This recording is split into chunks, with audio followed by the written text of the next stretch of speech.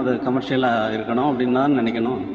நான் ரிவர்ஸில் போயிட்டு இது ஸ்லோ சாங்காக தான் போடுறதுன்னு முடிவு பண்ணிவிட்டு நல்ல ராகம் தரிராதா தரரிதீரா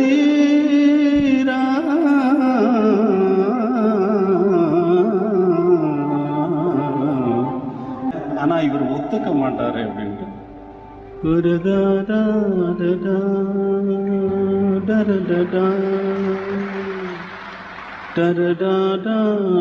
இது எப்படி ஓகே பண்ணுவார்?